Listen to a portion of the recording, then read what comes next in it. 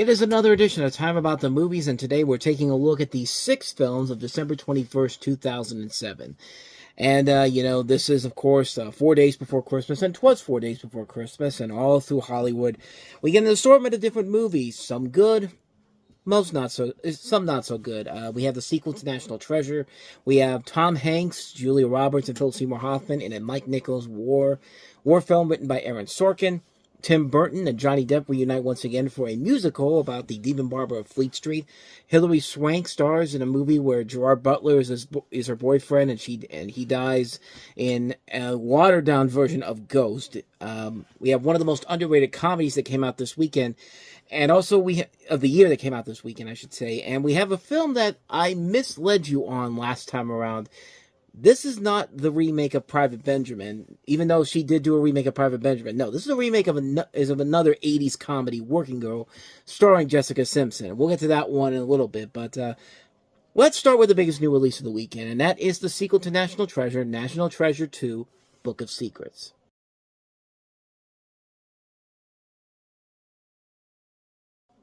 So National Treasure Book of Secrets follows the gang several years after the last time they found the Knights Templar and became rich and famous, and now they basically have all become broke, and now another treasure hunter, played by Ed Harris, has found what is the missing piece of the diary of John Wilkes Booth, which contains clues to the location of a lost city of gold.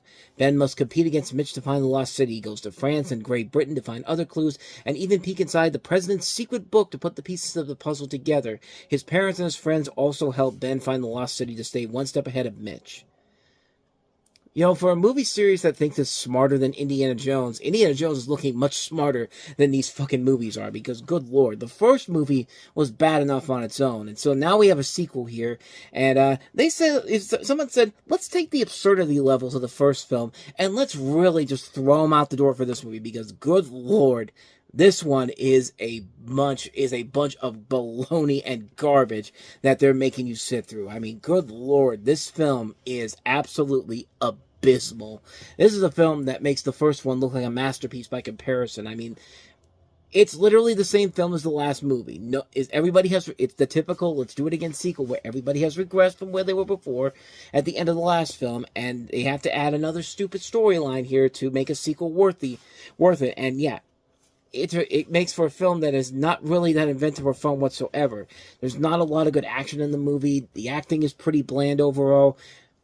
The idea of the president having this secret book where he has all this information about all the events that we're not ready for, it's just like in a much better movie this would probably work better, but no, not in a film like this where all the cool stuff doesn't happen on screen. It's happening when you're reading when these people are reading a book. I mean, most of these people in this movie would rather read a book, look online, instead of actually doing the stuff that Indiana Jones would do, like, punching Nazis, going and looking for gold and all that. Not in this movie. No. We have to do this in the most stupidest way that makes us think that we're smart enough to do it, but it makes for a snooze fest of a movie, because I'm sorry, reading a book and looking through all these different things to try to find this stuff is nowhere near as fun as just watching Indiana Jones do it with a whip and his abilities that he's able to do over the years.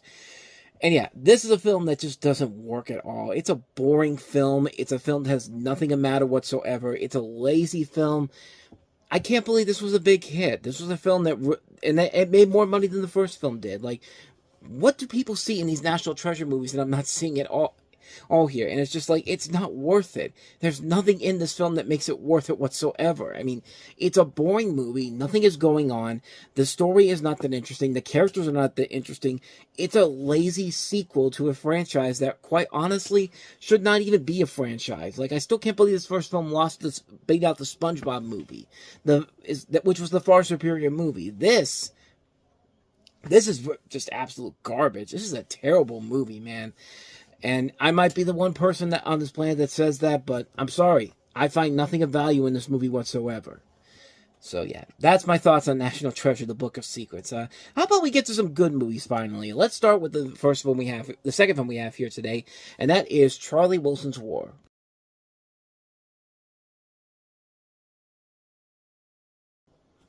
What a great movie, man. This is one of my favorite films of all time. I mean, this is a film that And, you know, for a director like Mike Nichols, this is the last film he directed, and what a way to go out as a director, man. In the film, it's based off the story of U.S. Congressman Charlie Wilson, played by Tom Hanks, and a CIA operative, Gust Avocatos, Avocatos. I don't know if I'm pronouncing that right or not, but he's played by Philip Seymour Hoffman, whose efforts lead to Operation Cyclone, a program to organize and support the Afghan Mujahideen during the Soviet-Afghan War. And not only that, you have a script written by Aaron Sorkin and a cast which features a ton of notable names in this film. I mean, Julia Roberts, Amy Adams, Ned Beatty, John Slattery, Rachel Nichols. I mean, there's a lot of notable names in this movie. Emily Blunt is in the film as well. Shiri Appleby. I mean, there's a lot of good people in the film, and the film is just so damn good. I mean, this is one of those movies that came out of nowhere to become this really fantastic film that it is. I mean, Tom Hanks, you're always going to get a good performance out of him no matter what. Julia Roberts does a fantastic job, as does Philip Seymour Hoffman. The supporting cast in here is a ton of fun to watch. Amy Adams is really good here. Emily Blunt, really good in the movie. Not only his performance, but like she makes it fully aware that her presence is there right from the get-go in her scene with Tom Hanks. I mean, I think you know which scene I'm talking about, but not only that, it's then followed by the introduction of Philip Seymour Hoffman's character with John Slattery from Mad Men, and that scene is just pure perfection. That is the best scene in the entire movie, and I really do believe that's the scene that won Philip Seymour Hoffman the nomination for Best Supporting Actor at the Academy Awards. Of course, he didn't win it, but that he got a nomination for that. And if you watch that movie in particular, I mean, that scene in particular, that's the reason why I think he got that nomination, because he definitely deserves it for that. That's one of the great character interests I've ever seen in the movie. This film is just great. Charlie Wilson's War is just a great movie. Every adult can enjoy it, especially men, considering that the film literally opens up with Tom Hanks sitting in a hot tub with 3 naked women. I mean, this is a winner all across the board. It's a smart film. It's a very funny film. It's a very dramatic film. It's all the pieces coming together, making for a great, great film. I mean, this is a great study of showing how we've gotten to this point in our history, and it is really an enjoyable movie. From the script by Aaron Sorkin, from the direction by Mike Nichols, from the cast, everything about this movie works. It's one of my favorite movies of all time. I can't recommend it enough. Charlie Wilson's War. Definitely check it out. With that said, let's go ahead and move on to the next movie we have here, and that is Tim Burton reuniting with Johnny Depp once again, this time for Sweeney Todd, the Demon Barber of Fleet Street.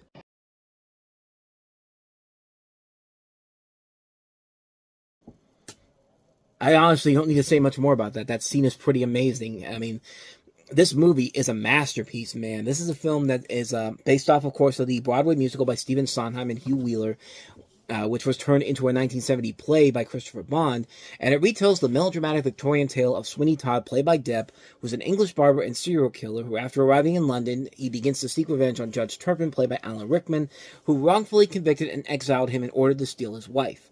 Sweeney Todd commits several murders on his customers, and with the help of an accomplice, played by Helena Bonham Carter, processes their corpses into meat pies. If that is not enough for me to say, hell yes, I love this movie, then quite frankly, I don't know what's going to convince you. Because, yeah, this definitely is one of Tim Burton's greatest underrated masterpieces of a movie. This is such a great film. It plays to all the strengths of what Tim Burton is capable of giving you. I mean, the direction is absolutely fantastic. The set design's amazing. The musical numbers are great. There's a number of great musical numbers all throughout the course of the film. The cast overall is great. This is a perfect role for Johnny Depp. He sells this so completely, and it does not feel like he's playing an over-the-top character just for the sake of playing an over-the-top character. He is so committed to this, and he plays it so well. And I love his connections with Helena Bonham Carter in this movie, and the way he gets revenge on Alan Rickman in this movie through a musical number nonetheless. It's a masterpiece of a film. It's a great movie. It's a film that's not afraid to go dark when it needs to. It's a really damn good film. What more can I say, man? I don't have much more to say about this one, man. This is one of the best musicals of the 21st century, if not the best one. I'd have to think about that, though, because we've had some pretty good musicals as of late. But yeah, this is definitely up there with some of the best musicals of all time. Sweeney Todd, the Demon Barber of Fleet Street. Definitely check it out. I highly recommend it. So, we said a couple good movies there. Now let's get back to some crap. Here's Hilary Swank starring with Gerard Butler in P.S. I Love You.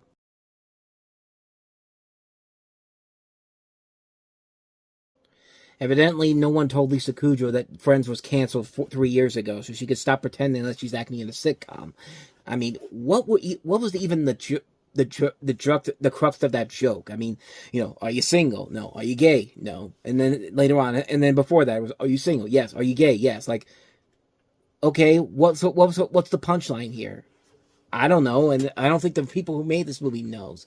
But Hilary Swank plays a young widow who discovers that her late husband has left her 10 messages intended to help ease her pain and start a new life. Like I said before, imagine a watered-down version of Ghost, where instead of having this side plot where these people are trying to kill Patrick Swayze's girlfriend, and he has to basically get Whoopi Goldberg's help to save the day in the long run. And of course, you have the demons in that movie. Yeah, imagine this. That's this movie, except all the cool stuff that was in Ghost is taken out of there, and what you get here is a film that is right at home on ABC's lineup, sandwiched between Grey's Anatomy and Brothers and Sisters. I mean, that's how lazy this movie is. This is a poorly put together film, and this is directed by Richard LaGravenese, who worked with Hilary Swank earlier in the year on another bad movie, Freedom Riders. And yeah, nothing about this movie works at all. The chemistry doesn't work at all. Hilary Swank has proven that she can star in good movies overall, but man, she picked some real bad movies around this time. And 2007 was very much a bad year for her in terms of the film she chose. I mean, this, Freedom Riders, The Invasion, I mean, just one bad film after another, man. Gerard Butler to capitalize on this after 300, not a good move at all. And yeah, there's nothing about the film that works at all. Everything about this movie is schlocky, it's bland. You could tell that this is a film that's clearly written not for the intentions of entertaining a full audience. This is a film that you take your gal pals to. We talk about this so many times on other occasions. 80 for Brady is a perfect example of it. You call your gal pals up on a Friday or Saturday night and say, hey, let's go to the movies, dress up, we're going to drink Chardonnay and talk about our lives while we're trying to watch the movie. While we pretend we watch the movie, and then when our husbands ask us how was the movie when we came home, we all say together, "Wait, I saw a movie tonight." That's the type of movie that this film is. It is such a clustered mess of a film, and it takes an idea that has worked so well in the past in much better movies like Ghost, and just makes it more pathetic and lazy and devoid of anything that makes it worth it in the long run. This is a terrible film. Avoid this one like the plague. So we had a bad romantic comedy. Let's get to a good comedy. Let's talk about one of the most underrated comedies of the 2000s. And that is, of course, Walk Hard, the Dewey Cox story.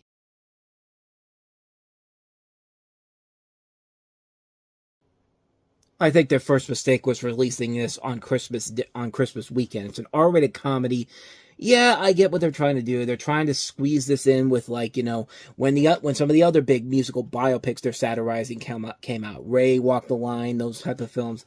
And yeah, I get the idea, but yeah, you usually do not open R-rated comedies like this on Christmas weekend. You don't usually open R-rated mainstream films like this on Christmas weekend unless you're an Oscar contender. Because yeah, just like with this movie, it didn't do very well. It bombed pretty hard at the box office, but it was a hit with critics, and it did eventually go on to have a cult following, which I could say thank God for that, man, because yeah, this film definitely deserves every bit of it. As I said before, this is a parody of the musical biopic genre, where Walk Hard is the story of a fictional early rock and roll star named Dewey Cox, played by John C. Reilly, and it references mostly Ray and Walk the Line, but it also references the careers of Ray Charles and Johnny Cash, along with a lot of other musical talents: Roy Orbison, Glenn Campbell, Bob Dylan, Jerry Lee Lewis, John Lennon, James Brown, Neil Diamond, Hank Williams, Brian Wilson. There's fictional versions of everybody from the Beatles to the Big Bopper to Elvis Presley. Elvis Presley played by Jack White, and the Beatles played by some regulars of the Judd Apatow crew: Jack Black, Jason Schwartzman, Paul Rudd. You have people playing themselves in this movie: Eddie Vedder, Joe, Ghostface Killer, a lot of parodies and celebrity cameos all across the film. And it's a great film, man. It's a film that was not the big, like I said, it wasn't the biggest hit of the Judd Apatow streak that he had going as a producer and as a director as well, because, excuse me, of course, this was around the time when he was making all these movies and they were becoming big hits overall. And yeah, this one is the least popular of the ones, unfortunately, that was not the big hit at the box office. But it worked because it works. It works. If this had been released on another weekend besides Christmas, I think this film would have been the big blockbuster hit that something like Talladega Nights and Superbad were. But this movie really is one of the best films Apatow has produced. John C. Reilly is at his comedic and musical best, and I mean musical best because the songs in this movie are so damn good. They are so catchy and so memorable. The last song of the movie, where it's culminating everything that was going on in Dewey Cox's life, is a pitch-perfect way for this film to end. It's a song that once in a while I'll pop it on because it's just one of those songs that I have to listen to it every once in a while. It's that good of a song. And like with a movie like Fanboys, which came out, which was supposed to be released around this time, but came out a few years later, it offers a lot of great cameos, great comedy, pretty fun acting all across the board, a lot of really good music. It's just a masterpiece of a comedy. It's a fun parody. It's a well-made film. It shows what John C. Reilly can do as the star of the film. I think this was another one of those movies where Will Ferrell was supposed to be the star of it, but like with Hot Rod, he just wasn't right for the role, and they thought that he couldn't sing in this movie, which, I mean, I don't know if that's true or not, but I think it worked out in favor for John C. Reilly because it did show that, hey, he's not just a good dramatic actor. He could be a very funny comedic actor, and this definitely shows what he's capable of in a leading comedic role. And this is just not much more I can say about this movie, man, except definitely check this one out. If you love the 40-Year-Old Virgin, Talladega Nights, Knocked Up, Superbad, you got to see this movie because it's more than worth it. Walk Hard, the Dewey Cox story, definitely check it out. It's probably my favorite film of the entire weekend outside of Charlie Wilson's War. But that's Walk Hard. So with that said, let's go ahead and move on to the last one we have here, and that's Jessica Simpson starring in Blonde Ambition.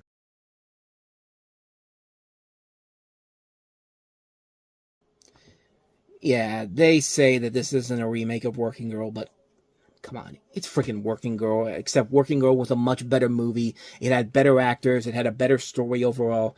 This is just Jessica Simpson trying to save whatever was left of her leading film career.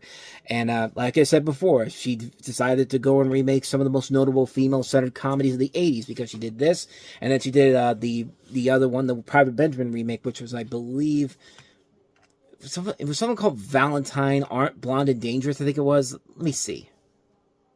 Yeah, Private Valentine, Blonde and Dangerous. But we'll get to that a little in 2008. But Jessica Simpson stars as a small-town girl who moves to New York City and rises up into a career as a businesswoman. And, we have a cast also includes Luke Wilson, Rachel Lee Cook, Penelope Ann Miller, Andy Dick, Larry Miller, Willie Nelson, and directed by Scott Marshall, who did a pretty good movie that came out the year before, Keeping Up with the Steins. And I honestly thought he was going to be like his dad and turn into the next great comedic director. And sadly, that was not the case, as he's gone on to direct mostly just bland, forgettable, movies that eventually go straight to DVD, and he has not really done much since then.